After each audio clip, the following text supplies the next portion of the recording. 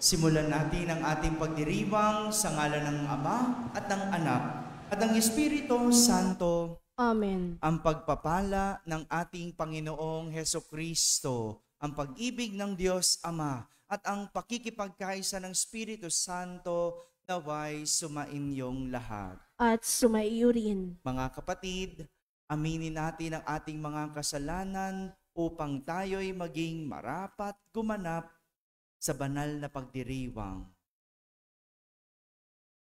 Inaamin ko sa makapangyarihang Diyos at sa inyo mga kapatid na lubha akong nagkasala sa isip, sa salita at sa gawa at sa aking pagkukulang, kaya isinasamo ko sa mahal na Birheng Maria, sa lahat ng mga anghel at mga banal, at sa inyo mga kapatid, na ako'y panalangin sa Panginoong ating Diyos.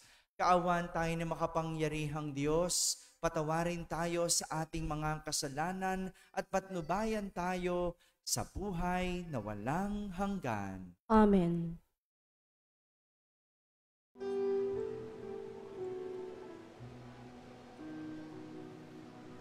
Panginoon, kawan mo kami, kawan mo kami. Panginoon, kawan mo kami, kawan mo kami.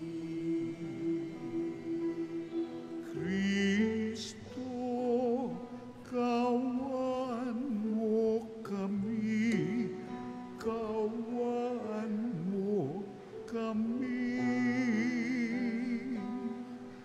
Kristo, kawan mo kami, kawan mo kami.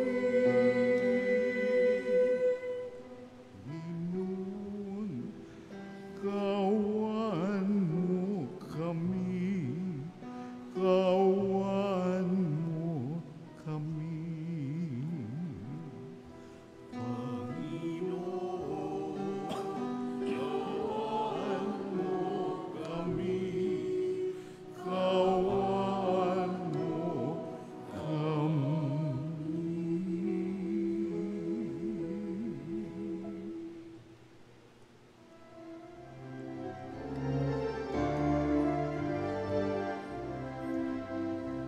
Luwalhati sa Diyos sa kalaasan,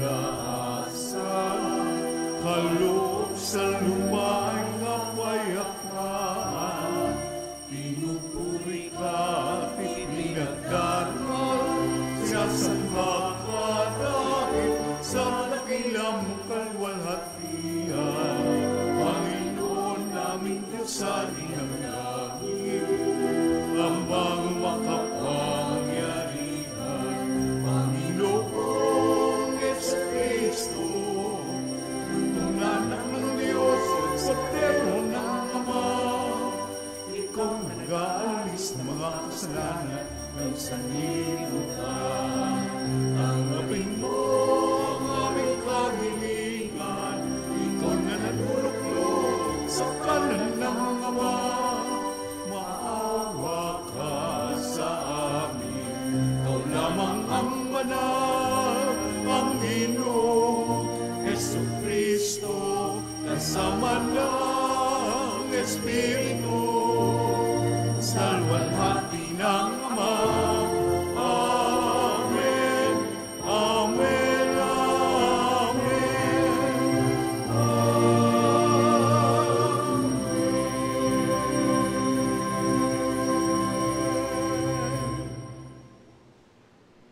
Manalangin tayo. Ama naming makapangyarihan, pinawi mo ang kadiliman sa sanlibutan noong dumating ang iyong liwanag sa aming buhay. Sinagin mo sa amin ang iyong paglingap upang marapat naming maipagkapuri ang dakilang pagsilang ng iyong anak, na kasama mo at ang Espiritu Santo magpasawalang hanggan. Amen. Umupo ang lahat.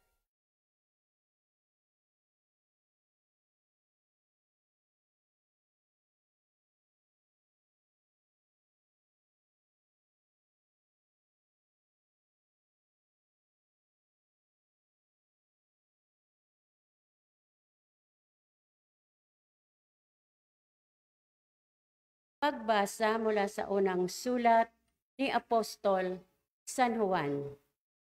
Minamahal kong mga kapatid, nakatitiyak tayong nakikilala natin ang Diyos kung sinusunod natin ang kanyang mga utos.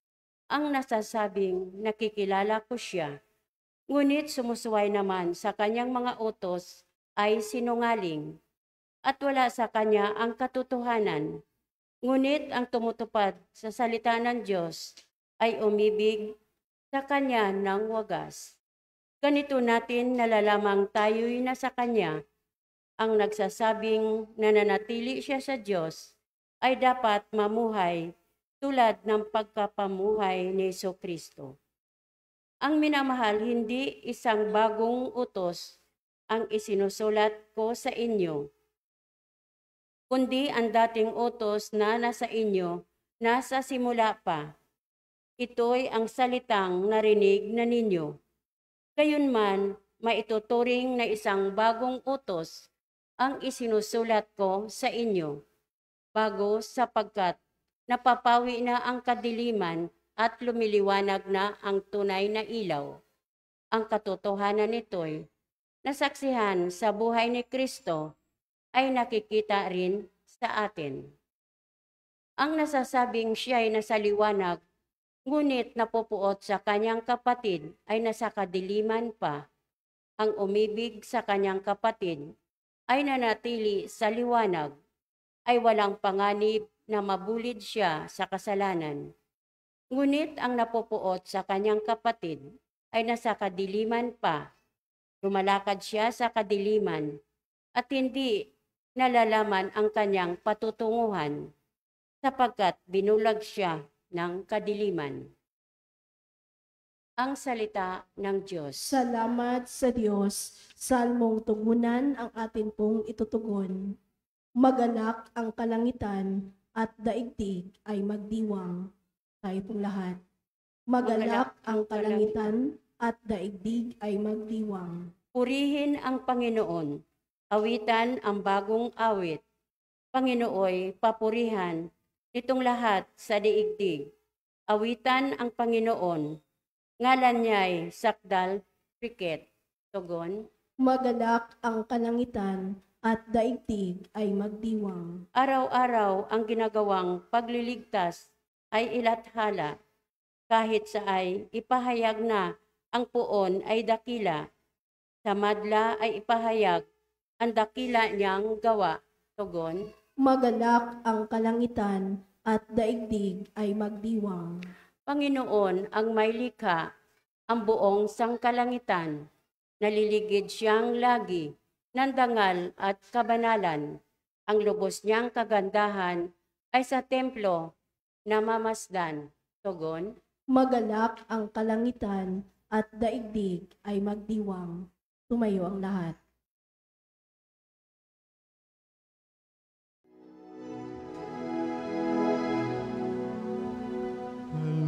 Alleluia.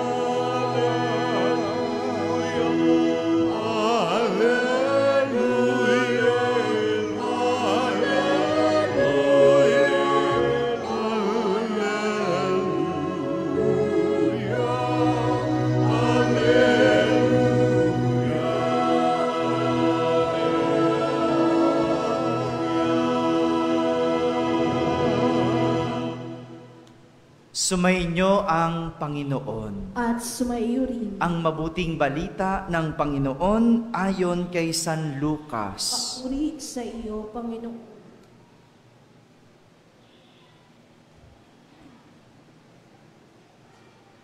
Noong dumating ang araw ng paglilinis sa kanila, ayon sa kautusan ni Moises, ang mga magulang ni Jesus ay pumunta sa Jerusalem. Dala nila ang sanggol upang iharap sa Panginoon sapagkat ayon sa kautusan, ang bawat panganay na lalaki ay nakatalaga sa Panginoon. At naghandog sila ayon sa hinihingi ng kautusan ng Panginoon. Mag-asawang bato-bato o dalawang inakay na kalapati. May isang tao noon sa Jerusalem. Ang pangalan ay Simeon. Matapat at malapit sa Diyos ang lalaking ito at naghihintay sa katubusan ng Israel. Sumasa kanya ang Espiritu Santo na nagpahayag sa kanya na hindi siya mamamatay hanggat hindi niya nakikita ang Mesiyas na ipinangako ng Panginoon. Sa patnubay ng Espiritu, pumasok siya sa templo at nang dalhin doon ng kanyang mga magulang ang sanggol na si Jesus upang gawin ang hinihingi ng kautusan, siya'y kinalong ni Simeon. Ito ay nagpuri sa Diyos na ang wika, "Kunin mo na, Panginoon, ang iyong abang alipin ayon sa iyong pangako. Yamang nakita na ng aking mga mata ang iyong pagliligtas na inihanda mo para sa lahat ng bansa. Liwanag itong tatanglaw sa mga hentil at magbibigay karangalan sa iyong bayang Israel." Namangha ang ama at ina ng sanggol dahil sa sinabi ni Simeon tungkol sa kanya. Pinasbasan sila ni Simeon at sinabi kay Maria, "Tandaan mo, ang batang ito ay nakatalaga sa ikapapahamak o ikaliligtas ng marami sa Israel. Isang tanda mula sa Diyos, ngunit hahamakin ng marami, kaya't mahahayag ang kanilang iniisip. Dahil dyan, ang puso mo'y para na ring tinarakan ng isang palaraw." Mga kapatid, ang mabuting balita ng Panginoon. Pinupuri ka namin, Panginoong Hesukristo. Umupo ang lahat. Yan. Nakabawi na po ba kayo sa puyat? Hindi pa yung iba? Dat magbawi-bawi na kasi magpupuyat na naman tayo, no? Malapit na ang bagong taon, ang bisperas. No? Nakabawi na, hindi pa rin yung iba? Handa na ba sa bagong taon? May handa po ba? Ayun lang. No? Okay lang yun. No? Walang handa, pero handa. Yun naman ang mahalaga. 'Di ba? Kasi kahit walang handa, darating ang bagong taon. Kaya kailangan handa. No? Handa.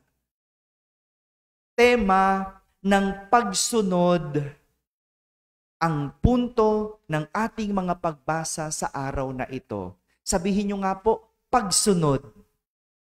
Sa Ingles, hello, follow, no? Or obedience. No? To follow or obedience. Yan ang tema ng ating mga pagbasa sa araw na ito. Yan ang pinupunto ng ating unang pagbasa at ng Ebanghelyo. Narinig natin sa Ebanghelyo ang kwento ni Maria na nagpunta sa templo. Kasama si Jesus. Nagpunta sila sa templo para sa isang rito ng paglilinis. Paglilinis. Alam niyo po, ayon sa kautusan o sa batas noon, no, ang isang babae na nanganak Siyempre, dinugo, hindi po ba? Isang taong dinugo ay itinuturing na marumi.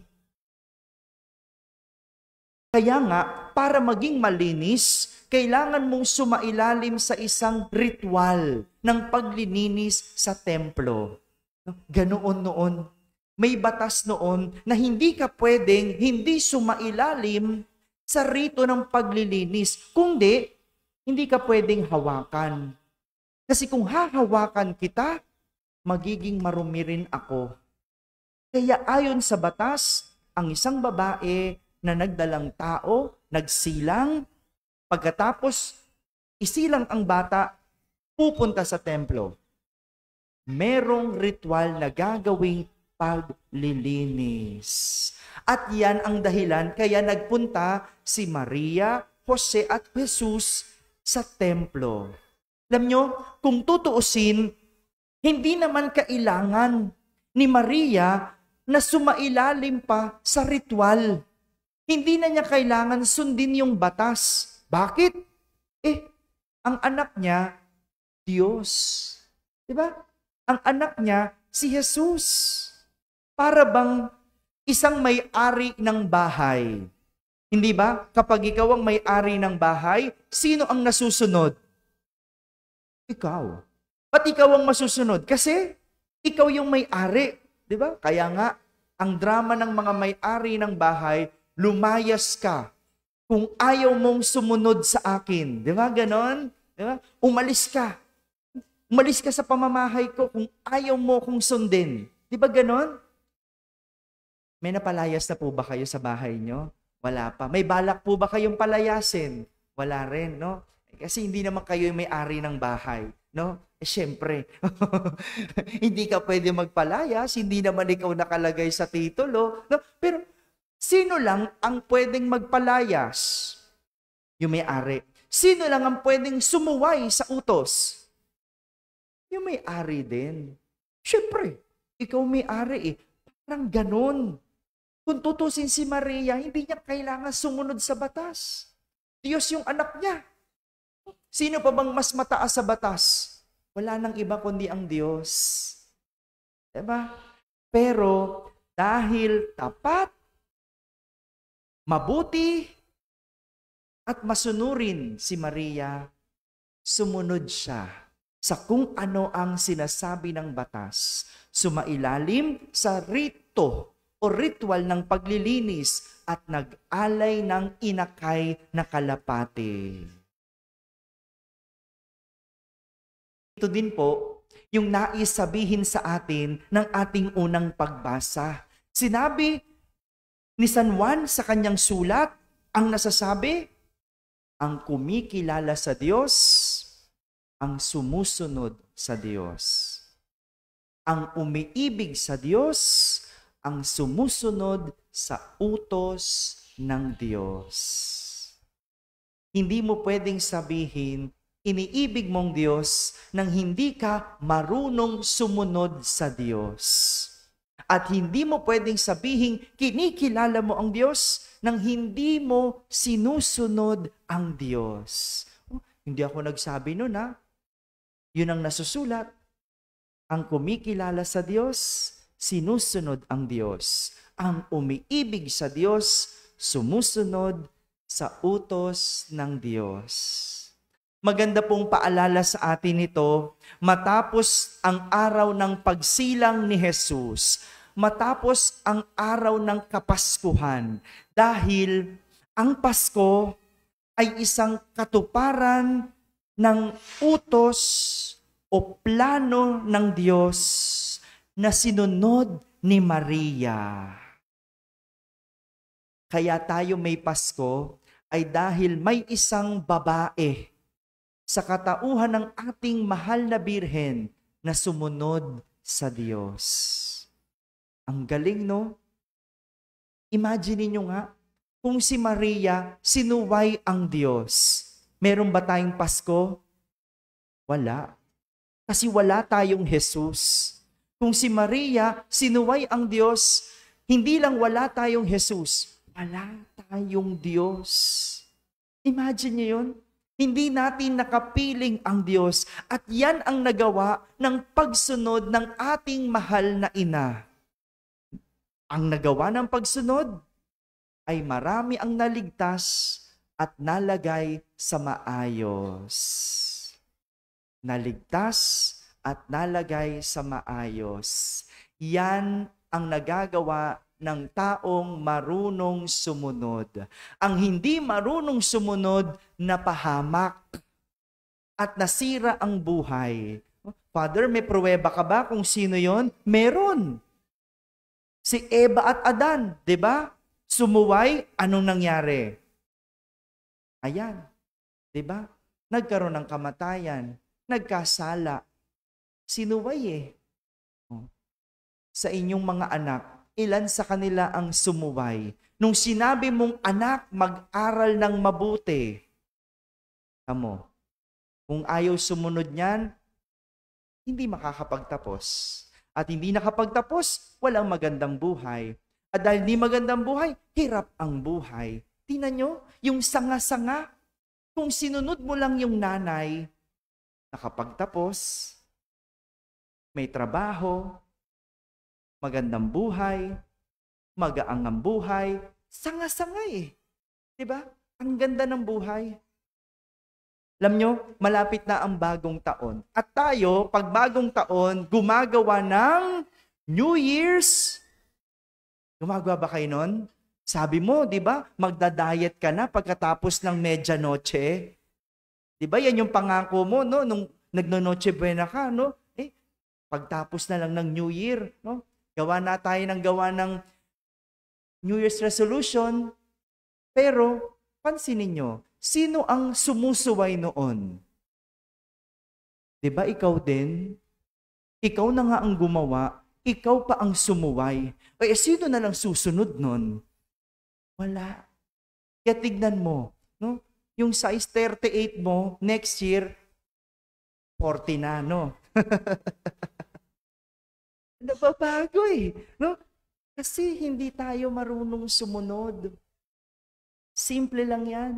Isang pagpapakita lang yan na talagang ang tao, kapag hindi marunong sumunod, hindi magkakaroon ng kaayusan sa buhay.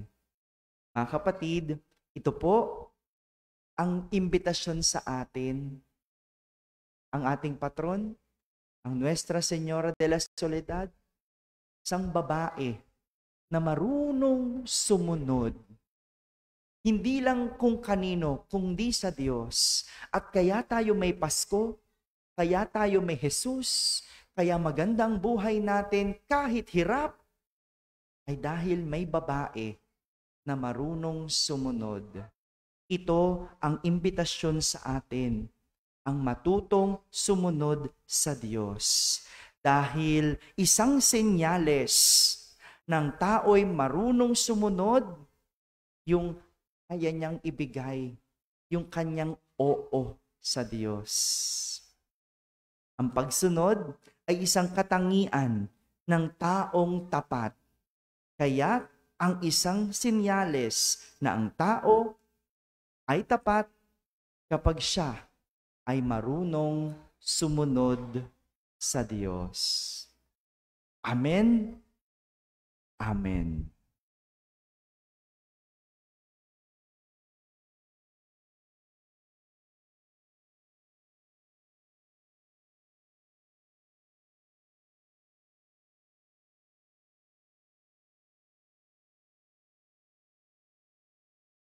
Ang pagkakita ni Simeon sa sanggol na Jesus ay katuparan ng isang pangako. Ilapit natin ang ating mga pag-asam at kahilingan sa Ama na laging tapat sa kanyang mga pangako. Ating sambitin sa bawat panalangin, Tapat na Panginoon, dinggin mo ang aming panalangin. Tapat na Panginoon, dinggin mo ang aming panalangin.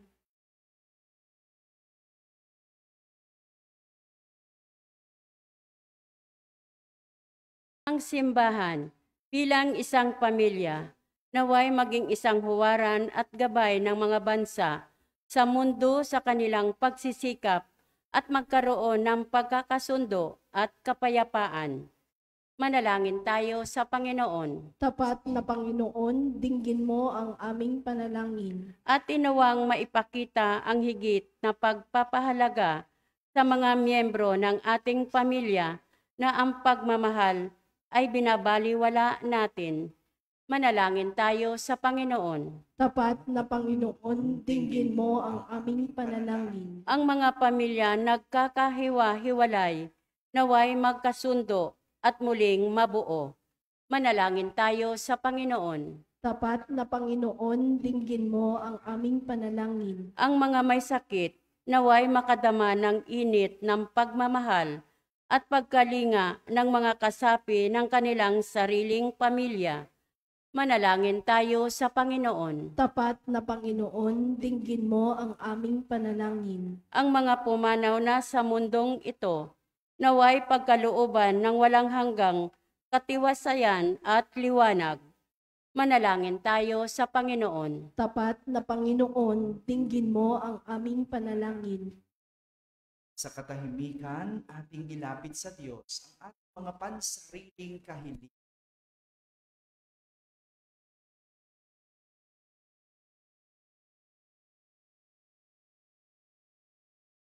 Manalangin tayo sa Panginoon. Tapat na Panginoon, dinggin mo ang aming panalangin. Ama naming nasa langit, balutin mo kami sa kabutihan at pagtsatsaga. Sa pagpapatuloy ng aming buhay, marapatin mong higit kaming lumago at matularan ang iyong anak. Idinadalangin namin ito sa pamamagitan ni Kristo na aming Panginoon. Amen. Umupo ang lahat.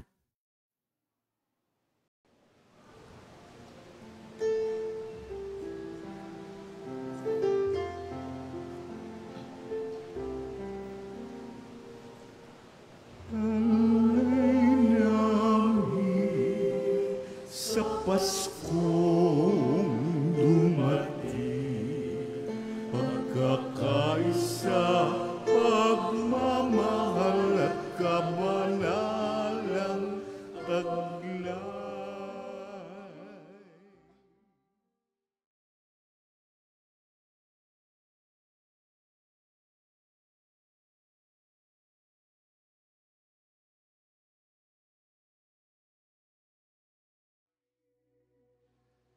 Tapat sa pag-ibig na bigay mo sa amin.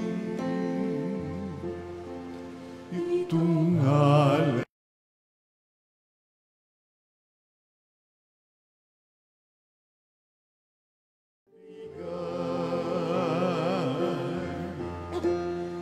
itong alak at dinamay, mga bungang alak.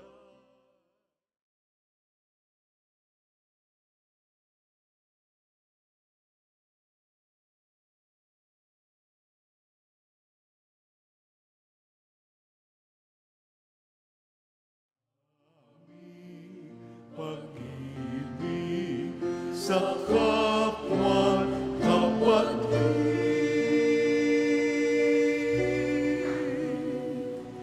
mupunga ng buhay na iyong bigay.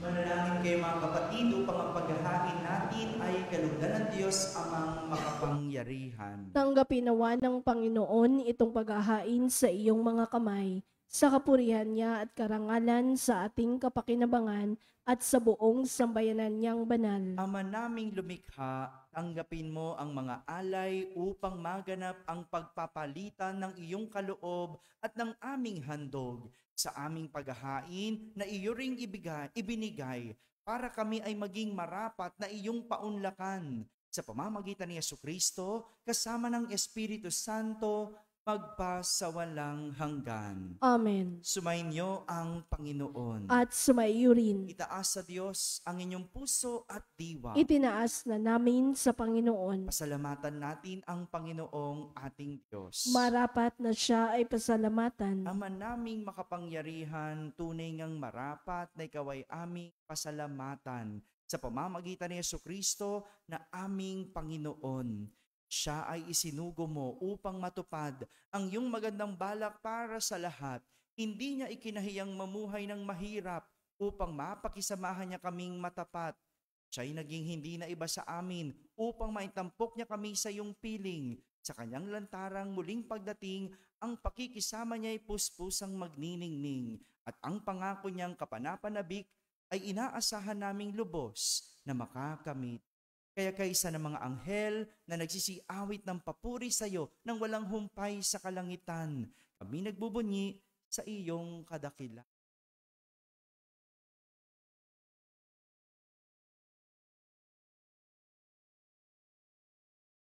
Santo, Santo, Panginoon Diyos na makaupo, napupuno ang langit at lupa ng kadakilaan mo. Hosanna, Hosanna sa kaitaasan.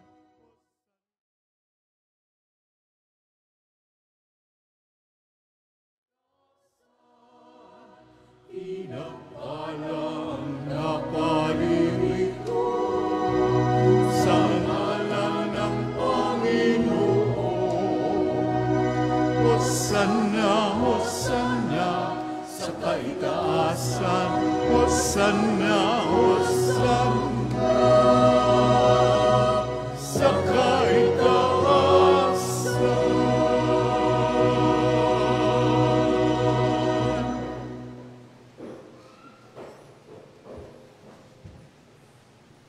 Ama naming banal, ikaw ang bukal ng tanang kabanalan. Kaya't sa pamagitan ng iyong Espiritu ay gawin mong banal ang mga kaloob na ito upang para sa amin ay maging katawan at dugo ng aming Panginoong Hesukristo.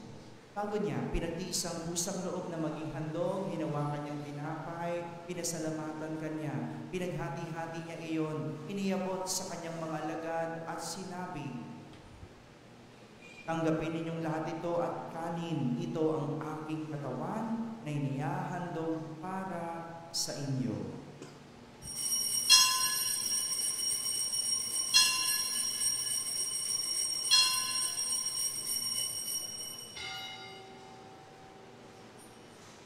Kaya hindi naman na matapos ang hapunan, hinawakan niya ang kalis, muli kanyang pinasalamatan. Iniabot niyang kalis sa kanyang mga alagad at sinabi, tanggapin ninyong lahat ito at inumin. Itong kalis ng aking dugo, ng bago at walang hanggang tipan. Ang aking dugo na ibubuhos para sa inyo at para sa lahat sa ikapagpapatawad ng mga kasalanan. Pininyo ito sa pag-alaala sa akin.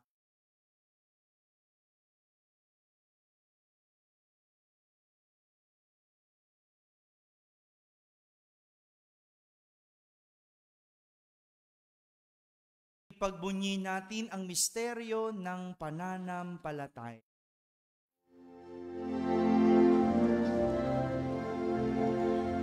Si Kristo ay namatay, si Kristo ay nabuhay, si Kristo ay babalik sa wakas, sa wakas, sa wakas ng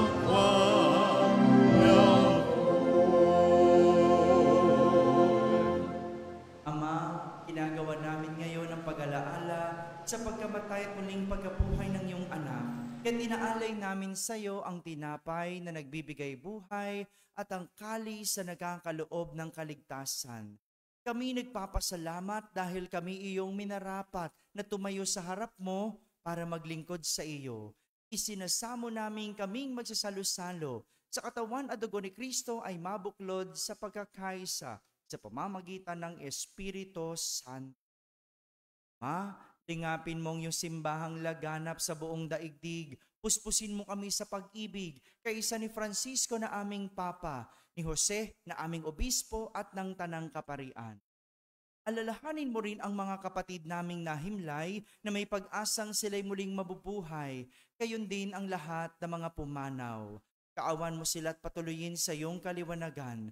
Kaawan mo at pagindapating kaming lahat na makasalo sa iyong buhay na walang wakas. Kaisa na mahal na Birheng Maria na ina ng Diyos, ng kabiyak ng puso niyang si San Jose, kaysa ng mga apostol at ng lahat ng mga banal na namuhay dito sa daigdig ng kalugod-lugod sa iyo. May pagdiwang nawa namin ang pagpupuri sa kararangal mo sa pamamagitan ng iyong anak na aming Panginoong Hesukristo. Sa pamamagitan ni Kristo, kasama niya at sa Kanya, ang lahat ng parangal at papuri ay sa iyo, Diyos Amang makapangyarihan, kasama ng Espiritu Santo, magpa sa walang hanggan. Amen. Amen.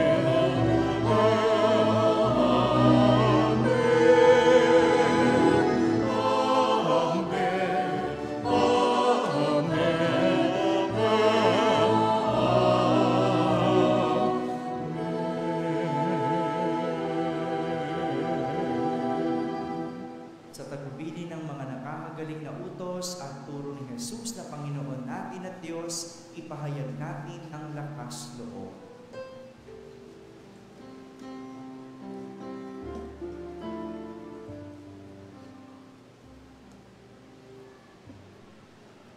Ama namin, sumasalangit ka, sambahin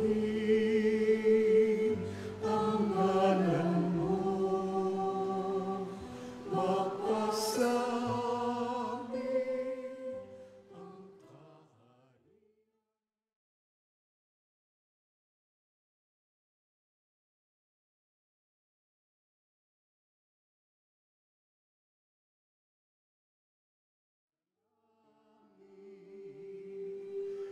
Bigyan mo kami ngayon ng aming kakanin sa araw-araw at patawarin.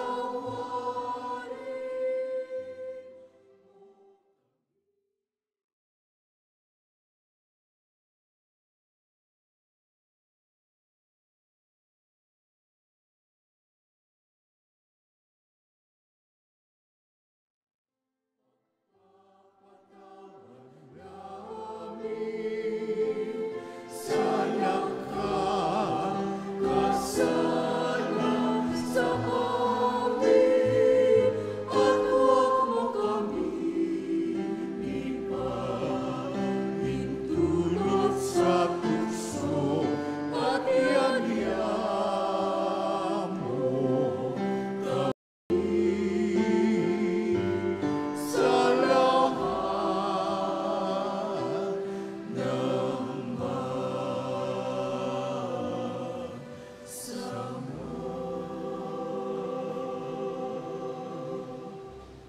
Hinihiling namin kami iadya sa lahat na masama. Pagkalooban ng kapayapaan araw-araw, iligtas sa kasalanan at ilayo sa lahat ng kapahamakan. Samantalang aming pinananabikan ang dakilang araw ng pagpapahayag ng tagapagligtas naming si Hesukristo.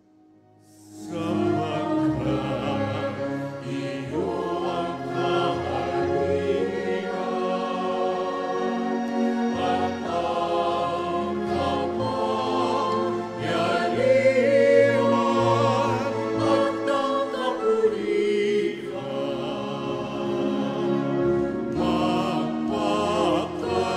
magpakailanman. Amen.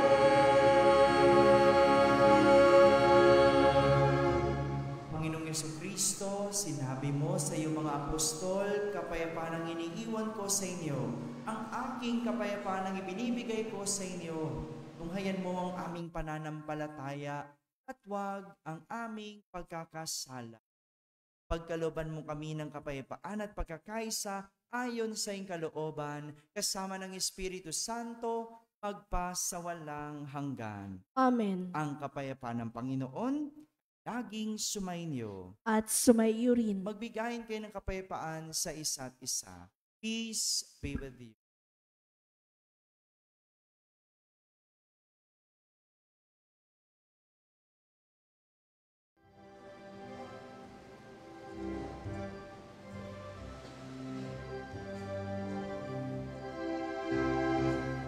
Kordero ng Diyos na nag-aalis ng mga kasalanan ng sanlibutan, maawa ka.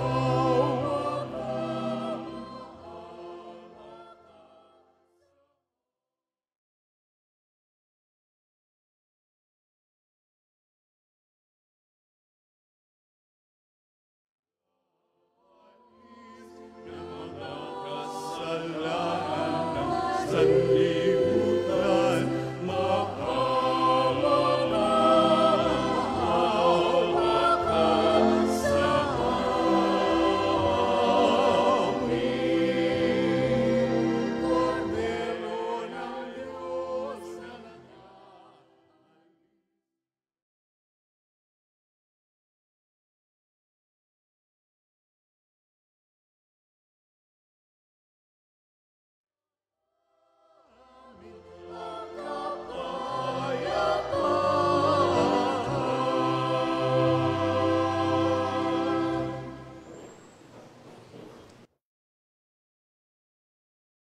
Ito ang kordero ng Diyos.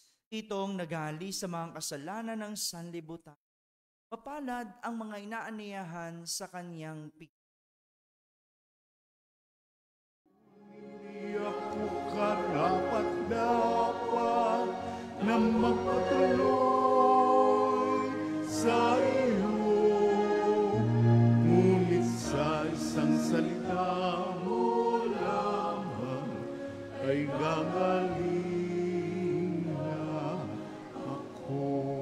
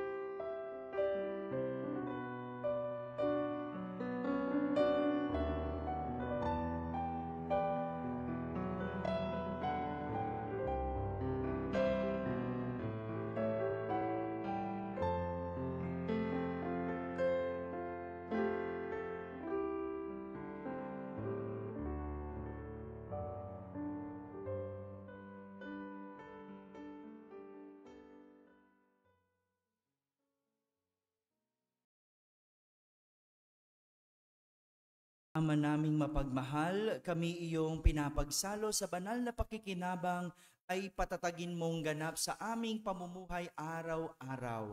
Sa pamamagitan ni Jesucristo, kasama ng Espiritu Santo, magpasawalang hanggan. Amen. Umupo po muna sandali.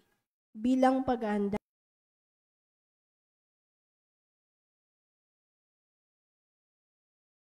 sa ating Salve Regina.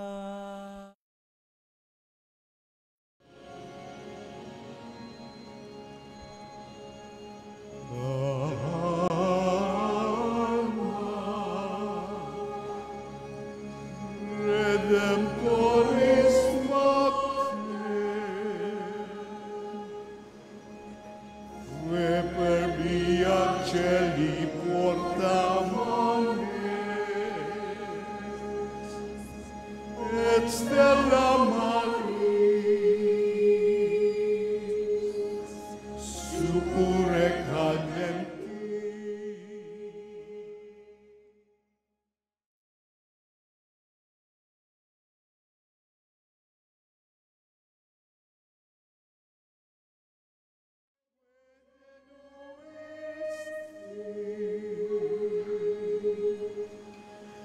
Natura migrante, tuum sanctum genitore, Virgo prius, a posterius, Gabrielis amore.